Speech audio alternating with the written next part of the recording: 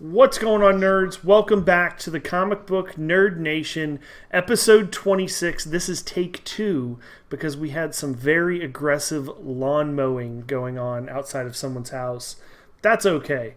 I'm phoxxtwo. We got the pirate, Hey guys. Topher, Just one more time we had to stop something in the middle because of yard work.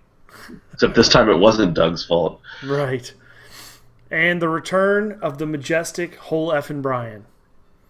It wasn't actually yard work. I was actually man grooming in the middle of the video. Oh, that was your man grooming device? That sounded a lot like a weed whacker.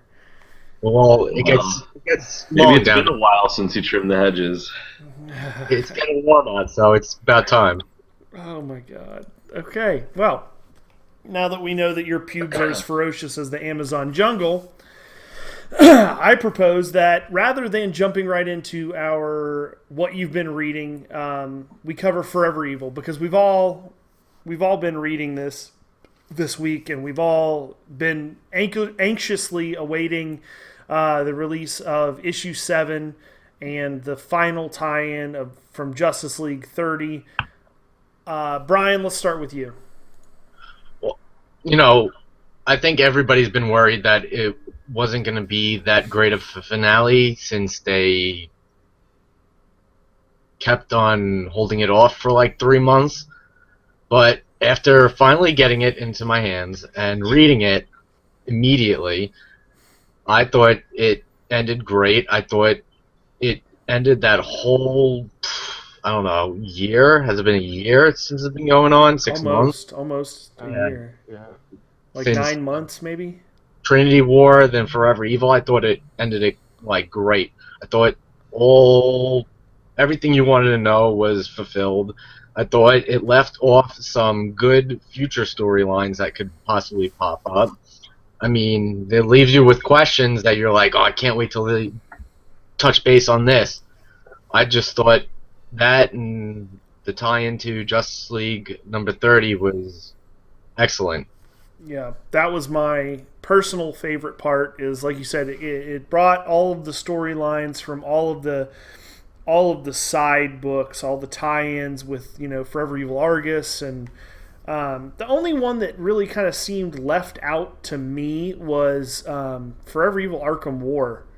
Didn't really play into the Forever Evil series at all. It was just like, oh, by the way, this is what's happening in Gotham right now. But Isn't I do there- have, there's Isn't there a follow-up that's supposed to be like Batman coming back and fighting Bane? yes, That- and I Yeah. have that book, but it came out like 3 weeks ago, and I didn't read it because I didn't want to like figure out I didn't want it to ruin Forever Evil number 7. So I kind of put that one on the back shelf. It's sitting in the other room. Actually, I might read that today and see how that is. But the biggest question in my mind that is lingering, there's plenty of them, but the biggest one in my mind is Lex Luthor. At the end of at the end of Forever Evil, going into Justice League 30, it portrays him as the hero, and he saved the world and all this, and he's rebuilt, as Pirate reminded us. He rebuilt the Watchtower. the Watchtower for the Justice League, and hoping to get to be part of the Justice League.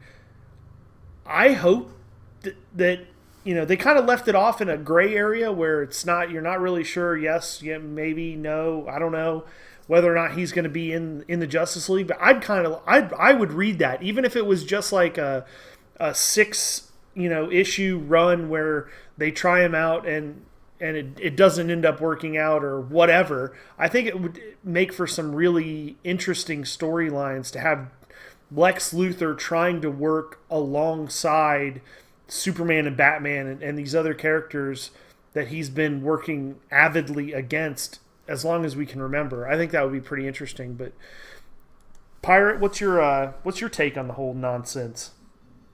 I liked it. I mean, it was, with the issue 30, like we were talking about earlier, with the rebuild of the Watchtower, and they also brought in. He also kind of like brought Shazam in. Billy Batts was with the like, oh yeah, we both helped out. Maybe you can join the Justice League too. And they're flat out like, nah. Yeah, And I he's would like "Oh, to you see think they'd be Shazam in cool there with it?" too. Yeah, I'd like to see You know, Shazam taking a part of which it. I wonder why he pulled him into it. Like, if he's got some ulterior motive with his abilities, and It could maybe be maybe the fact that he's younger. Billy Bats is younger, and he can more manipulate. manipulative too, and Yeah, he's just as strong as Superman.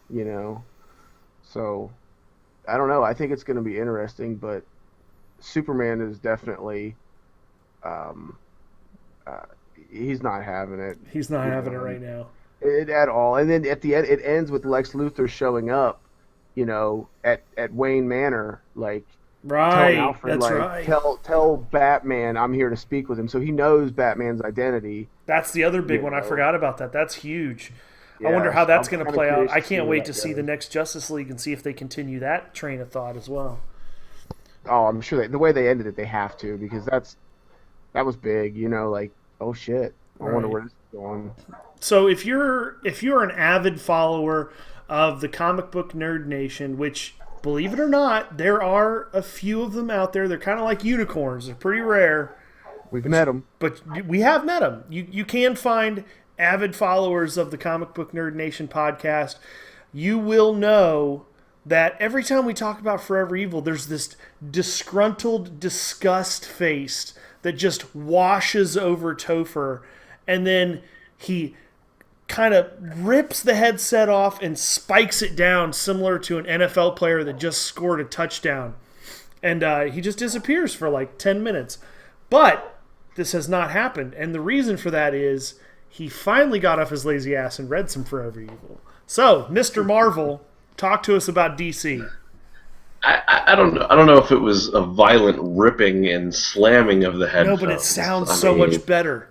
and I'd say 10 minutes is a very It's called creative license, goddammit. a small estimate, because normally you guys get talking about this crap and you just go and go and go, and I go and then I jog a bit, I do some writing, I come back, you're still in the middle of talking about it, so I go and I go read a book, and I come back and you're still talking about it, so I go and I don't know, I do some other stuff, and then you guys are talking about Arrow, and I have to leave again.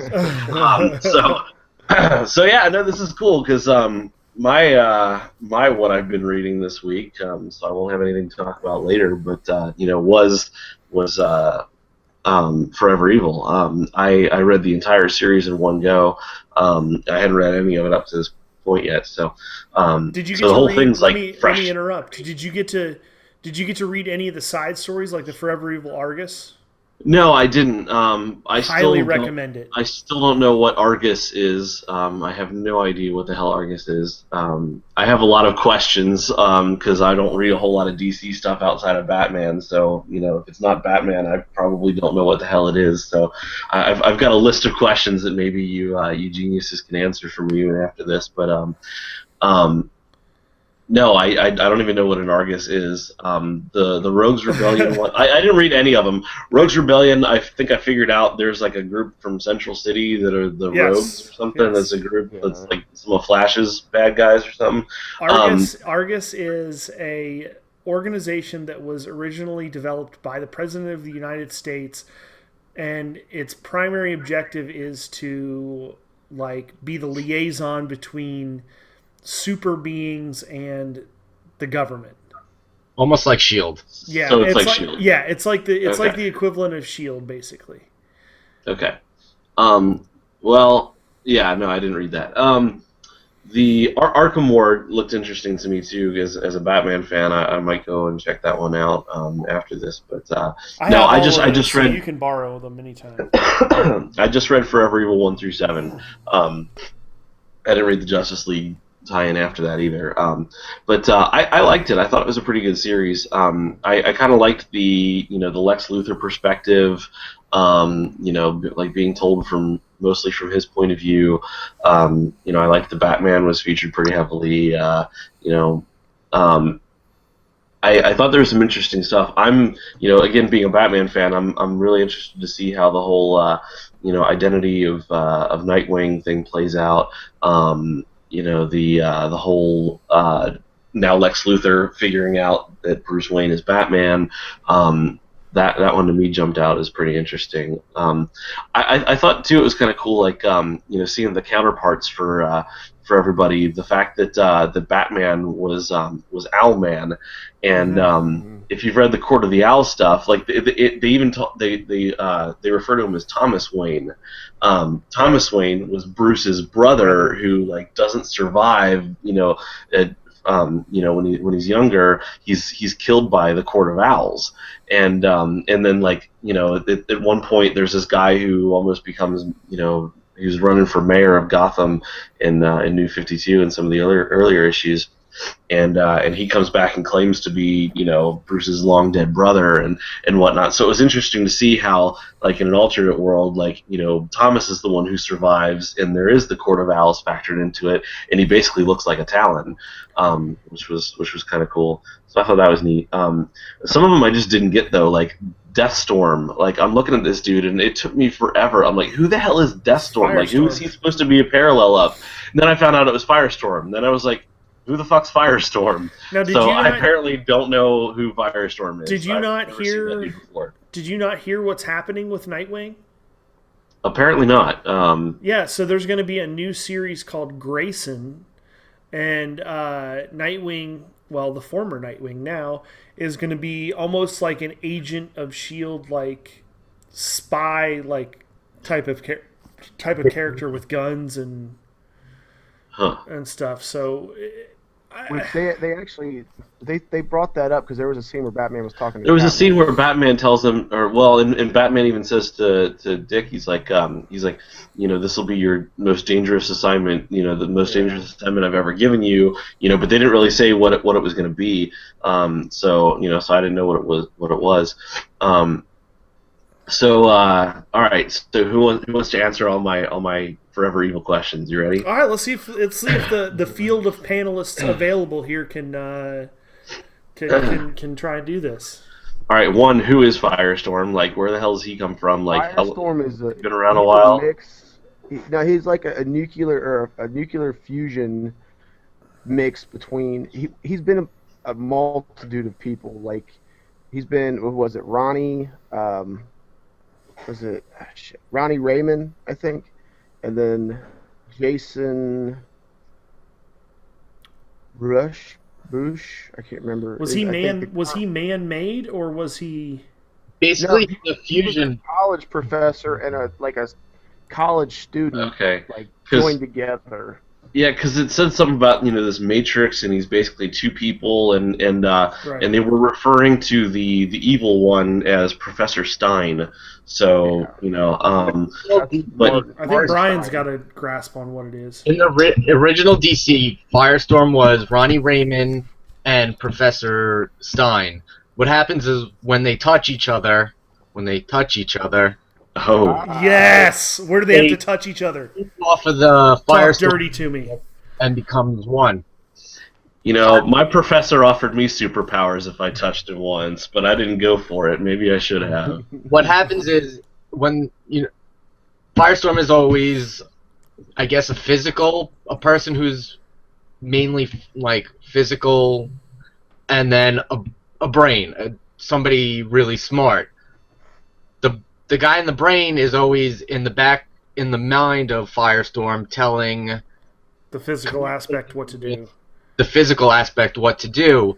Firestorm's powers are that he could change anything into something else. Like it's all elemental though. Yeah, he could change fire, water, shit. Water. So he's like he's like Captain Planet basically. Which what? I'm surprised they're actually using him a lot because he's like the focal point in Future's End. Has he been around for a long ass time, and I'm just retarded, or what? He's been around since the old DCU. I think he was really kind of a B-list character, not quite like your C or D-list characters, but he was a B-list character that nothing until recently really revolved around him. Like I don't know that much. I was familiar with hearing the name and stuff, and I knew what he looked like and stuff, but I didn't really know like the origin or the whole story behind him or anything like that. But okay, so question number 2, Topher. Okay, so who's this Atomica chick? Like, who is she an analog for? She is the opposite of the Wasp. Adam. No, the Wasp is Marvel. Because Or I even almost made that joke. She's the opposite. Oh, of damn! the I Atom. always made that the Atom. Oh, okay, all right. But the Atom isn't in Earth Prime in the New 52. The Atom's in Earth 2.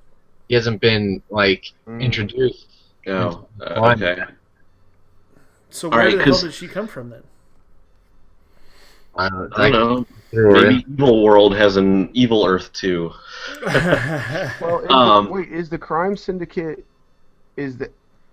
because they were a big point up to no, they weren't in that one. Never mind. It was pre New 52. I was thinking of that Justice League War Two Worlds or something like that. Oh, Never Justice League War. Not War. That's not. Oh that's, no, I know what you're talking about. Yeah. War of Two Worlds is when they had the crime syndicate where they have Johnny Quick fucking gets in the machine and fucking right and like and drains transports himself. transports Batman to fight Owlman. The crime syndicate's been in the old DCU. Like, Oh yeah, I years just didn't know if one that of was those Crisis. Flashpoint. Wait, Yeah. have these characters been in shit before? Mhm. The evil ones? The old DC universe, way back, I don't know if it was the 80s or earlier, had the DC has their Crisis. Every big event. Right. Something That I like- know. So back in the old DC, they did something like this before. It was called Crisis in Time, wasn't it? Crisis of Two Worlds or That something. Oh yeah, That was the Crisis movie, Crisis yeah. of Two Worlds. Yeah. I mean, I'm not 100% positive on that. Everybody go check their Wikipedia. But I think it was something close to that title. Well, All right. if you're not right, we're just basically going to crucify you on a cross. Pretty much. So Yeah, because it said at one point they said that she started this whole thing, so I didn't know exactly what that was referring to. I think 'cause, there was a lead-in episode or issue rather. I think there was Trinity a War. He lead-in. didn't read Trinity War. Was it Trinity War? That was the lead into that. In the last issue of Trinity War, you saw her open the portal and let Oh, okay. I really hated the Trinity War tie-ins. I've not read Trinity War, but I bought one or two of the tie-ins, and I didn't care for the writing. I didn't care for the artwork. I just didn't. It wasn't, to me. It was not an enjoyable experience. So I just kind of said, "Fuck it." Like, I'm done with this. All right. So next question: did Bizarro not exist in New 52 yet? Because I thought he did, because I thought I saw him on the cover of one of those the holographic covers a long ass time ago, and and I was reading this, and Lex has a Superman clone, and he pulls him out, and he looks all weird. I'm like, he looks more like Bizarro than Superman, and then he puts the costume on with the S backwards, and I'm like, really? That's fucking Bizarro. And then later on they refer to him as B0, and I'm like, oh, come on, what? Wait, are they redoing an origin for Bizarro here? Because I thought he already existed in this universe. Does he not? Yeah, he's already been. He's they already had been in it, but Yeah, they had during Villain Month. He got his own comic and everything too. I thought- So is this a different Bizarro? Yeah. I thought my impression was, and I could be wrong completely here, but this was a different, a whole different entity, but basically because of the circumstances, it was basically exactly like Bizarro, which is. Do you follow me? Not in the least. Okay, that doesn't surprise me. made a clone. That clone, I think, exploded or melted away. So he took the cells from that clone and remade, and then Right, you got. I mean, I get that he was remaking one here. I thought that they were telling an origin story for Bizarro here. No, but I don't think thought so. Bizarro already existed, so I don't think it was considered they were to be an completely origin. making this dude out to be Bizarro. He even called himself Bizarro. Yeah, his name was So- B0, and then at the end he called himself Bizarro. All right. Well, one thing I did find interesting though is I know this fall DC is doing a 5 years later event where they're having like a lot of their titles like jump forward 5 years, and one thing I found interesting was at the end Lex is asking how long it's going to take to regrow this his own Bizarro clone here, and they were like, oh, 10 years for a fully Superman. And they're like. He's like, no, I want him the way he was when he came out early. They're like, oh, well, that'll take 5 years. Well, here in a few months, they're doing a 5 years later thing. So I think we're going to be seeing him again pretty soon. Well, that whole Future's End book that's coming out now, that's Batman Beyond going back in time, but the period he goes back in time is 5 years from what's happening now. The end of Forever Evil. Yeah, 5 years from so that. So when will then be now? 5 years from 5 years from today. What you're talking about now, how it will jump 5 years, the DC 52 now will jump to that 5 years. It was a Spaceballs reference. Nobody? Yeah, Nobody? I got you. I Well, see your Schwartz is as big as mine. Soon. Never mind. All right. Jamming the radar. So my next question. At one point, Batman has to use the lasso of truth to get the rest of the Justice League out of Firestorm, and they make reference to Batman having some deeply personal connection to Wonder Woman, and the one dude's like, as well as I do why. Like, I don't. Why? Batman hit it. Or he wants to hit it. They never really said anything about that in the comics. That was as new to us as it was to you. Yeah. He probably wants it. He's trying to tap that. He wants that lasso tooth around his neck. What's the head Argus guy's name, Brian?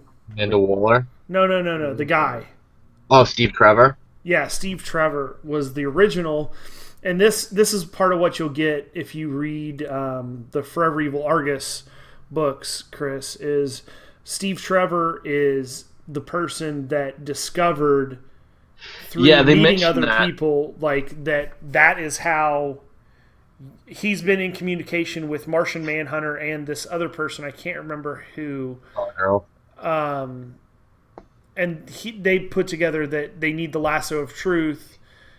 And that's how originally they were planning on him making the connection because he was formerly Diana's boyfriend. Yeah, they mentioned that in issue 7, they kind of give you a rundown of everything else that's been going on, because they mentioned that Trevor dude. It came together really quickly, and I got that they were tying in the side stories and everything, right. And I thought that was cool, but I hadn't read it, so a lot of it was just kind of Cliff Notes, a lot of quick details. Excuse me, it was like, what the hell? But one thing I didn't quite get was, here's another one. Evil Alfred. He kept he had pale skin. He was wearing a purple suit, and he had this verbal tick where after a lot of things he'd say "ha." Were they trying to make a Joker reference there? Or yeah, what? I think that he was. I think he was supposed to be not a mirror image of the Joker, but supposed to have in this alternate universe. Things happened differently, and whatever it was, that undefinable moment that turned the Joker into the Joker, some ripple effect had shadows of that affected Evil Alfred, and that's what you were left with. Yeah, I thought that was... That's a way better... Did you read the Zero Month Secret Society? Because in that, it tells you he was gassed by the Joker. Oh, okay. Thomas Wayne, that makes sense. I guess saved him so he didn't die, but that was the repercussions of him being gas. What was that in? One of the Villains Month, whatever had the Secret Society cover. Okay. All right, yeah, because like I kept seeing that and I was kind of curious. I'm like, oh, I hope they play more into this. Also, I think John's back to his evil robot voice. But so let's see here. What else did I have? Oh, so Black Adam. Is he? I never knew a ton about him, but Okay, guys, we're back. Sorry about that. A little bit of technical difficulties. Apparently, Megatron is living inside of DePirate's headset. Just so you know, if you're looking for him, you want some Transformers autographs, anything like that, all you need to do is visit Pirate's headset, because apparently all of the Decepticons are right inside of that motherfucker. So, that being said, Topher, you were mentioning you had a question about Black Adam. yeah. So I didn't know a ton about Black Adam beforehand. Did he always have A busted ass jaw. No, the Shazam wizard power. Like, did he always used to have that? Because I knew he was always the bad guy. He was always like Captain Marvel's bad guy. But I didn't know if he always had like. Did he always use the Shazam word too to get his power? I don't know shit about Black Adam personally. I'm not sure. I think when one got the ability that was like a positive and a negative, like energy.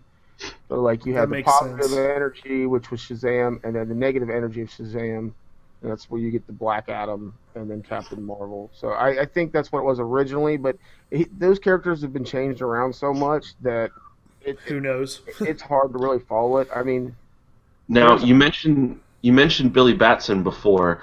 Now I think I heard are they even calling him Captain Marvel anymore? Or are they calling him Shazam now? Actually, yeah. Okay. Does the Wizard still exist? Like, is there a Shazam the Wizard anymore? I don't think I've he's seen it at all yet. I think he died. Yeah, in Justice League, I think it was Volume 2 or Volume 3 when they started showing at the end of the books little stories of Shazam to introduce the character. Whenever the Zero issues started coming out last year or the year before, It's like the Wizard died. Yeah. He just straight up died after he gave his Billy Batson power. Was his name Shazam, or did they call him something different this time? No, he was the Wizard Shazam. Okay. So, was that in the issue 0 for Justice League? Because that was the one that was all Shazam. Not issue 0. Yeah, it was. Well, they played out for those months when they were adding a little. I don't remember the dates or how long ago it was, but they were, for a while, Justice League at the end of the comics would have like a 3 or 4 page continuation every month of like showing Billy Bastion and like the origin of Shazam. Okay. Oh, you know what? I just got that book. It's like a big thick one. Okay, it's all on Shazam. That's probably where it's the collected versions of those. Yeah. Okay. I've got a big thick one for you. Yeah. Is that what you're putting in your mouth right now? No, actually, that is my new awesome X-Men water bottle. Check it out. Yeah, put that shit down. We're talking about DC comics. I was gonna bring X-Men into something. I know, right? All right, so let's see here. What else?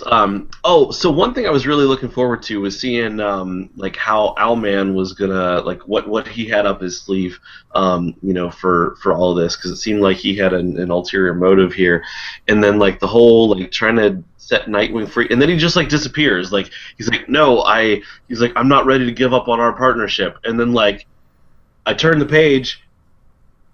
And they're on to something else, and they never show him again. I'm like, what the fuck? Like, I think there might be some tie-in later to do with that, but I think really that was, at least the way I read it and interpreted it, was that it was really kind of a form of self-preservation. Like, he saw that shit was starting to go south, and being, the detective, quote unquote, that he is, or the bright-minded person. He saw that shit was starting to not look so good for the crime syndicate, so he kind of fucking bounced on that shit. It is kind of interesting then that Batman in the main universe tries to push everyone away and distance himself so that they don't get hurt, and then when shit hits the fan, you have an alternate Batman who is desperately trying to cling to the closest thing he has to family. I think it adds a lot to the depth of the story when they have these almost like funhouse mirror versions of the superheroes would be a good way to describe it. It's not that Owlman isn't the opposite of Right, it's like of Batman, but it's like a skewed opposite. It's almost like the people, the people have the potential for both, and it's almost like just took a different path kind of thing. Yeah, it's like thinking about that with when you said that. I remember in the War of Two Worlds or Crisis in Two Worlds or whatever, Owlman and Crisis Superman, on Two Earths. Crisis on Two Earths, yeah. Owlman and Superwoman, they were boyfriend and girlfriend. Yes. And I wonder if that's a reflection of anything on this time and frame, in this planet, this Earth, when Batman and Diana had the connection with the lasso of truth. Well, at one point in Forever Evil, I think it was the 4th or 5th issue, Lois, Superwoman, goes and tells Owlman that her kid isn't actually Ultraman's, that it's his. Right. And so like all along, it's not Ultraman's kid, but you think it's Owlman's, and then they kind of throw you for a loop in the last one. They're like, haha, just kidding. It's yet a third dude's. Wow, what a slut! She's just giving up the super tang to anybody. Her magical power is pussy whipping motherfuckers. Yeah, that's not actually the lasso of truth. It's the pussy whip. It's the vulva of truth. The vulva of truth. Nice. I see what you did there.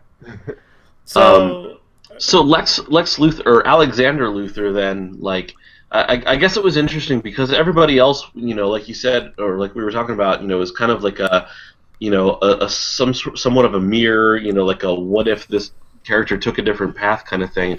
I found it interesting that Luthor in the other universe had Shazam's power basically, because it didn't seem to be. Well, no, it wasn't really. It wasn't really Shazam's power. It was. It was like invoked by saying that word, but it was the combined powers of everybody he's killed. So every time he killed anybody, I guess, but I mean the average person, what's that really matter? It's right. Anytime he killed a superhero, he gained their powers when he was in his quote unquote Shazam mode. Right. It was just interesting, though, that he had, because all these other people have superpowers, but they use them for evil, but they're the same as, like, their real-world counterparts. Like, Lex Luthor and Shazam, like... completely different. Yeah, totally. Like, they're not exactly mirrors of each other, so I just thought it was interesting that they chose to, I think that was really just to give him those powers. I think that was really a form of function. I didn't really understand that, because he says he kills Billy Bastion of his world. Now, did he have other powers that gave that to him after he killed Billy Bastion? He got the Shazam or opposite Shazam powers, or I think that was what gave him the ability to collect the powers. I think it was like a skewed Shazam power that not only like transferred when Shazam died, but it also was the ability to collect powers from other superheroes that you kill in turn. Does that make sense? Yeah. I think I'll buy it. I mean, I'm totally just paving a street full of bullshit, but that's all right. All right, so my second to last question then is why does Green Lantern look like Kick-Ass? Like, his costume when he comes out of Firestorm, like, his mask and shit is all weird, and, like, his costume looks like Kick-Ass. Oh, that's a fourth, I think they're up to, fourth Earth Green Lantern that they introduced. Yeah, it's not it's not the typical Hal Jordan. That's not Hal Jordan? No. Like, he's like what's his name? I can't remember his name. Guy, Simon Baz. Simon Baz, yeah. Is it Kick-Ass? Around, he not only does he has the ring, but he also carries around a pistol, like a real Earth pistol. Yeah, I thought it was funny that when they introduced him, he was being tried as a terrorist or something, or stealing a car or something. Like, they thought he was like, or no, he stole a van and there was a bomb in the van. and he wrote it and he drove it into like an empty factory that I think he worked at and knew there wasn't nobody there, and they thought he was like a terrorist. One of the first big storylines that he was in the Green Lantern universe was the what is it? Wrath of the First Lantern that I just read recently. That was really, really good book by Jeff Johns. But that's one of the first ones where Simon Baz was Introduced. kind of well, not so much.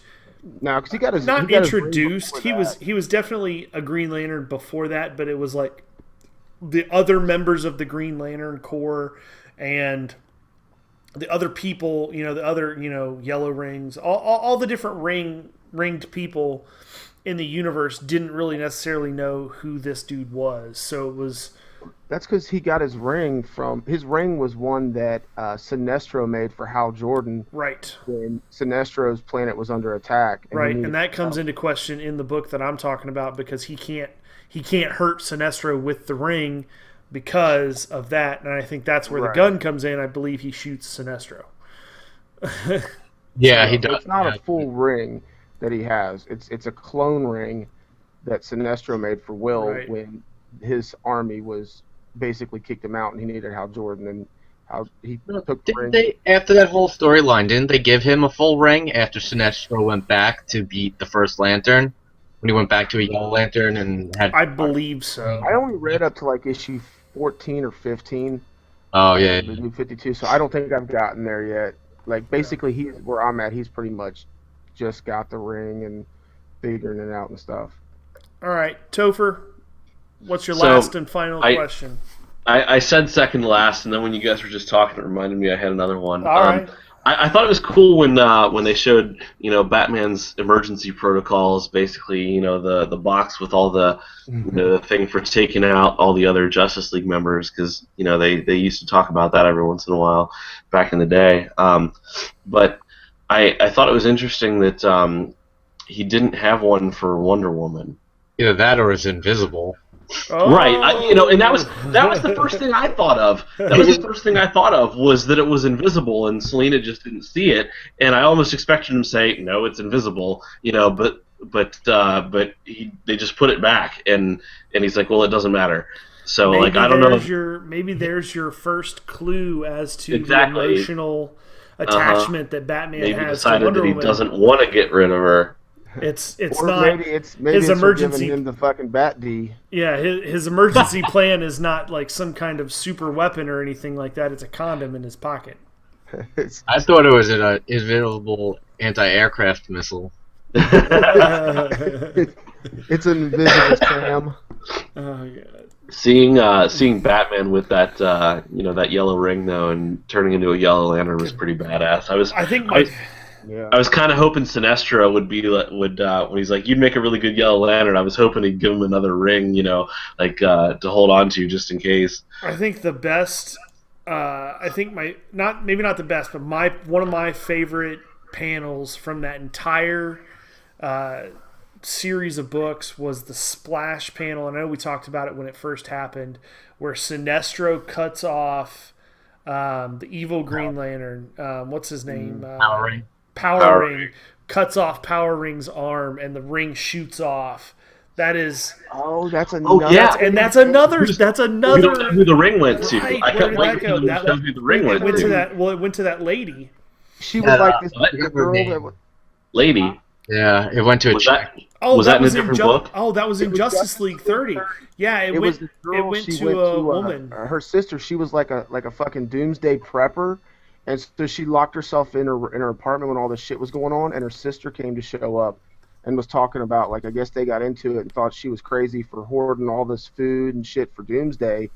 And then it's like, she's like, you got to go away. Then it shows her in there, and the ring's floating like, you've been chosen to end this planet, which makes me think that we're about to hit another storyline. Well, because with Doomsday, with Doomsday coming, or Superman just defeated Doomsday, and he's infected now in the infected series by Doomsday. So Superman has all the powers. They opened up the they just opened up the Phantom Zone and pulled some shit in Batman and Wonder Woman, with Steel. So that may have a tie-in with some Doomsday shit, Oh man. and with that fucking power ring floating around in the hands of some chick who's already a Doomsday prepper. Because I thought it was funny how they, a Doomsday prepper. They got some serious outlying storylines that they could really Well, develop into some. Good Has story anybody arcs. read Jeff Johns' last issue of Green Lantern? Yeah, that's the one that. I haven't read that. That's the one that I. That's the book that I have that I was just telling you about. Look at the end of it when Sinestro's telling the story of where everybody ended up in the later on after it happened. Simon Baz is teaching somebody to use their power. That's her. When he tells you what happened. No, Jon Stewart became like a counselor or something, a teacher or something like that. Yeah. Simon Baz he's teaching her. Oh, shut up! That's who that girl is. Yeah. They when around the time the issue came out where Power Ring lost his ring and died, somebody released that info was in the back of that at the end of that book. Oh, fuck you! That's awesome. It's her. Does it have a name in the book? No, they don't give her a name. In the if you go on to various comic websites and you go through the solicitations of it just July, says that he's training another ring. But yeah, why would she? Her. But they wait, sure said the chick. But why would he be training an evil? Like the Power Ring is evil. That's the evil. That's not a Green Lantern.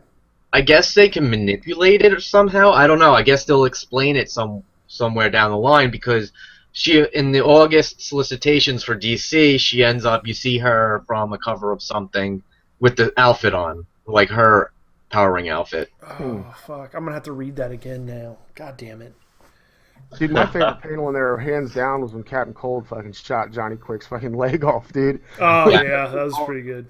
And the Secret Command thing, he was like, "Jingle bells, Batman smells," and it's like, that was awesome. The other one that I really liked was when they were when Ultraman was standing out over the cliffs and it was like something is coming. It was like the fucking sky was all like colored and shit. They were looking out over the water. That was a pretty neat panel. Now, after reading that, when that crack first happened, we all were saying Dark Side. Now, seeing the end of number 7, is it Dark Side or was that the Anti-Monitor? That was going to be my final question, actually. Like my last question was, who's this Anti-Monitor guy? Because they show him in the last panel. Everybody's like, "Oh shit, Darkseid's coming," and then they're like, "Anti-Monitor," and I'm like, "Am I supposed to know who that is?" He's a very big villain in the old DC. This is the first time we've ever seen him in the New 52. He was in so many crises. He's like the big bad guy from the anti-universe. He sucks up energy. He's been a part of Sinestro Corps. He's been in Blackest Night from the old DC. He was the power. He was the energy. He was used for the energy that the Black Lantern was run off of. Oh, death. He was sucked in the black. He was trapped in the Black Lantern. I would say that it'll be Anti-Monitor, not Darkseid. I wonder if he's gonna. Well, especially since they showed him in the last panel. Yeah, he's gonna feed off of more stuff to get more energy than Darkseid is his. Right. Right. He's basically, Chris, to explain it, he's basically the Galactus of the DCU. Yeah, well, it looked like he was trying to. It looked like it was going to be him, and then he was going to be gunning for Darkseid. So they'll probably both be involved at some point. Oh, fuck you! That would be a book I would buy. Anti-Monitor versus Darkseid. Well, has anybody read Future's End besides Chris? Because that's Pirate's been reading it. Yeah. Well, they say that before the events of Future's End, they had a war with invaders from Earth 2. Yeah. So I wonder if that has to mix into that. With Brother's Eye? No, that's later in the future. That was in the future when you saw everybody getting attacked by those infested heroes. Now, when Batman Beyond goes back and you see everybody talking, they just finished a war with Earth 2. Now, Oh yeah, I think they in did mention that. September or August, they released that whole Earth 2 and Earth Prime will come into contact with each other. So that's where what Chris was talking about earlier, the whole 5-year jump coming in September, that has something to do with that. Now I wonder if the Anti-Monitor or Darkseid has to do with that too. Could be. Or we're going to have another event coming in 2015. I wonder if like because they mentioned there's what, like 100 or something like that, or 150 crime syndicate lesser criminals that were not that they haven't captured yet. I wonder if any of those are going to team up and become kind of like permanent fixtures into the new 52, into this Earth. It probably will. I wouldn't doubt it. I suppose that's possible. I don't know. Okay, let's seeing that we've discussed the Forever Evil series for about 40 minutes now. Let's move on and let's talk about some news. What's happening in the news in the comic book world? Anybody got anything? I have. I'll start. Have we talked about the picture release of the first picture of Ben Affleck as Batman? No, we haven't talked about that yet. We have not. What the internet is calling sad Batman? Sad Batman. Yeah. Because it's a monochrome picture? No, because his face is all down. He looks like sad. If you Google sad Batman, you'll find a bunch of memes like him, like pictures and stuff like that. There's like one of him. I like the outfit though. I mean, it's an outfit directly from Dark Knight Returns. Yeah, I like the Frank Miller, the way that the bat emblem is on his chest. I mean, it's pretty badass. I like it. I'm really hoping that it's gonna be like dark blue and gray. I think it's gonna be gray. Actually, I'm gonna take shit for saying this, but thank you, Topher, in advance. Kevin Smith, who's friends with Ben Affleck, saw a picture of the actual design of the outfit months ago, like before any release, and he never said anything. But since the release of this photograph, he went on record and said that it is the outfit from Dark Knight Returns, which means it's going to be light gray and black. Well, you could tell from the picture how dark it is. I mean, even though the picture is black and white, you could kind of tell that it's just all black. Yeah, I wouldn't have minded a little bit of blue, honestly, in the outfit, but I think it looks pretty badass. Personally, I think the Batmobile, from what you can see of it, looks pretty sweet. But it's weird that it kind of looks like the Tumbler, like they modified the Tumbler though. Yeah, I think you're going to end up with Batmobiles similar to that. Well, from now on, I don't know if you guys read, but he's going to have an armored suit too, and maybe another Batmobile. Oh, yeah, really? I did read there's going to be more. That's straight out of Dark Knight Returns as well, then. Yeah, well, he's going up against Superman, so But we haven't really confirmed. Well, I mean, I guess they are calling it Batman versus Superman: Dawn of Justice. But what's weird is it's Batman v Superman. Like, doesn't have the VS. Well, they got lazy. Yeah, they only can fit into so many characters.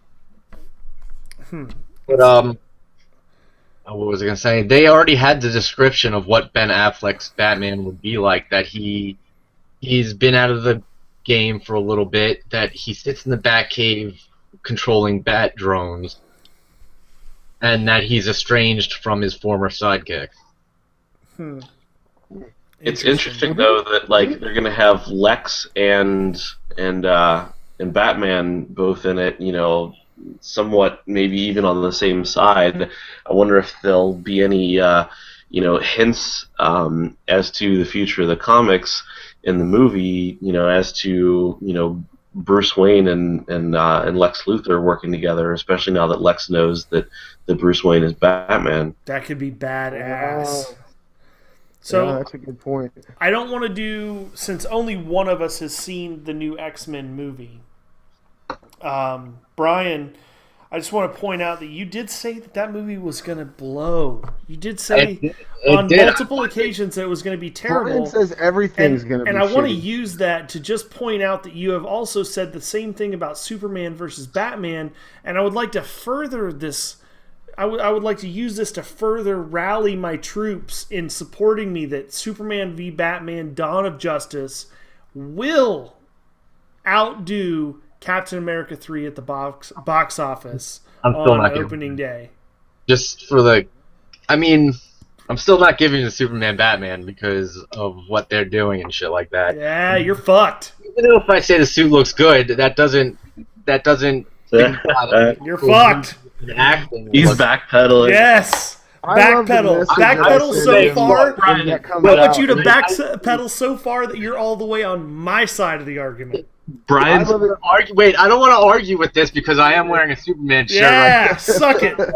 so Brian's Facebook icon right now, his Facebook portrait is the young X-Men. Professor X from the X-Men movie. Yes. After he said how much he hated it. So I'm predicting that 2015 he is going to have Batfleck as his Facebook icon. Yes. That's not the young Xavier. That's actually Isn't it? I found on Facebook that you could actually do that to your own picture. That's his picture. Oh, is Yeah, it? it's a picture of him. Okay.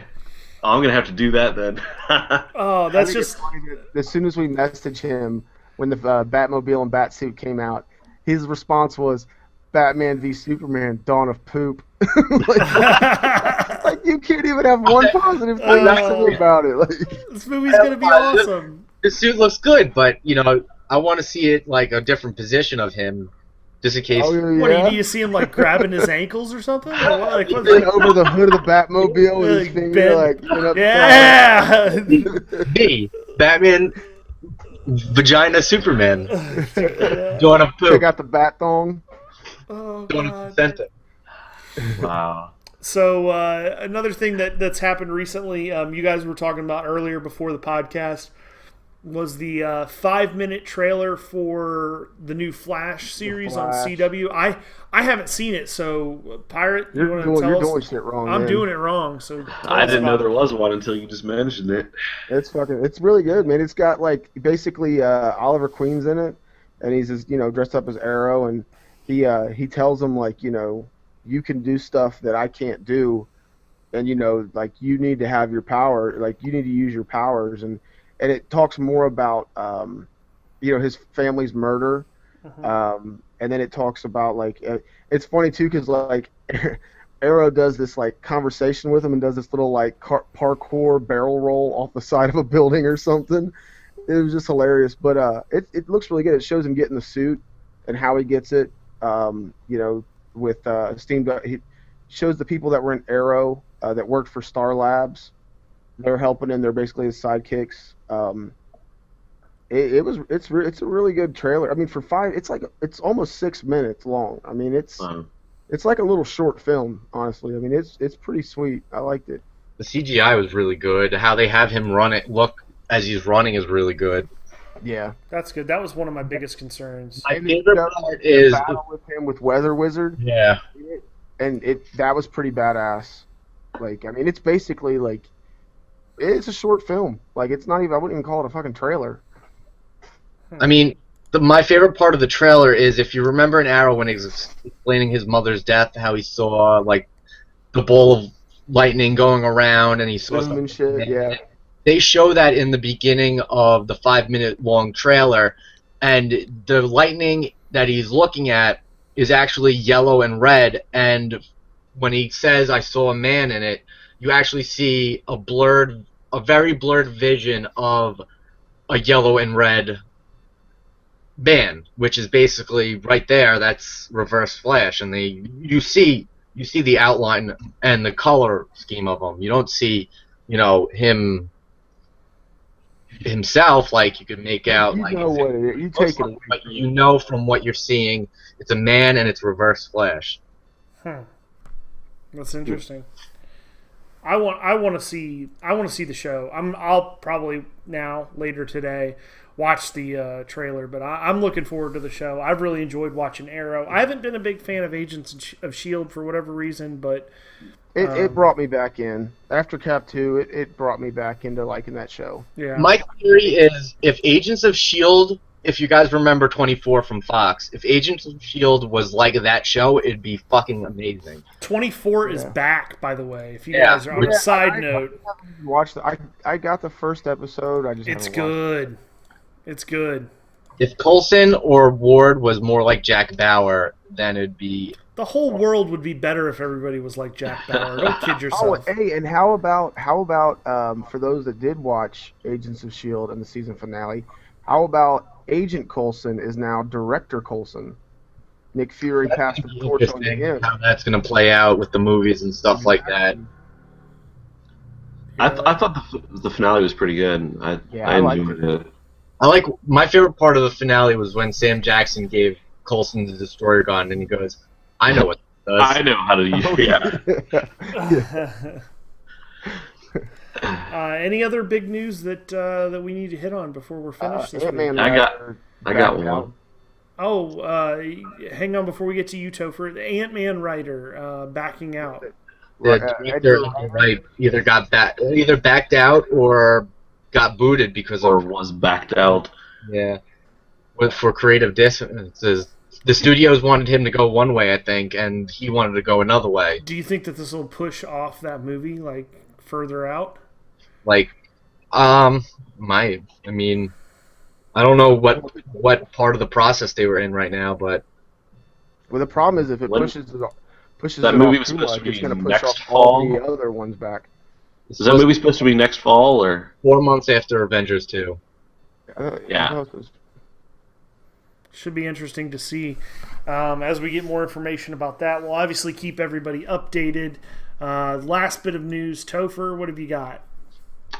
So Diamond, the comics distributor, they had a retailer summit in Las Vegas recently, and Marvel decided to reveal some. Well, they didn't really reveal anything. They teased some stuff. The current Avengers writer, who I think has been writing it since they started the whole Marvel Now thing, he's been telling a lot of stories about excuse me, about other universes and things like threatening to break into the main Marvel universe, and they teased something saying that in May of 2015 time runs out. And they showed this image that said time runs out with like these pictures of basically almost like two worlds like threatening to collide, and so there's a lot of speculation. Nobody really knows what it means yet, but we do know that sometime this fall the Avengers are going like 8 months into the future. They're doing like a jump ahead thing, like 8 months, and Marvel has said that it's leading up to some big huge event next May. This time runs out thing that's going to have like universe changing consequences, and they're going to be doing something they haven't done in 75 years, according to the announcement. So there's a lot of speculation about, and a lot of people are saying that this might possibly be the first time that Marvel may reboot their entire continuity. I read that too, and I hope so. I mean, I'm a big Marvel guy more than anything else, but I barely read anything Marvel. I think the stories have been like lackluster. Yeah, I wouldn't mind a total reboot just to kind of freshen things up too. I think it did a lot for the DC books. I'd like to see what something to that effect could do for the Marvel stories as well. I don't like it. I don't want them to. I mean, like, when they did the New 52 reboot, they pretty much said, okay, we're keeping all of Batman's history intact. Like pretty much everything Batman happened, everything Green Lantern still happened. So like, I don't know. Like I I think about like what if they had reset Batman's continuity? What if everything Batman hadn't happened before? Like like I never really cared about Superman. They reset his continuity. Okay, I'm okay with that. Like so like sure it's been okay for DC, but like I don't know. I don't think I would like it. The whole sliding time scale that Marvel's been using for a long time, it's worked for me. And they did the whole reboot thing with the Ultimate Universe. Like a God, that's been over 10 years ago now. And like, does anybody even read that? Like, I read it when don't. it first began, but I haven't been reading it recently.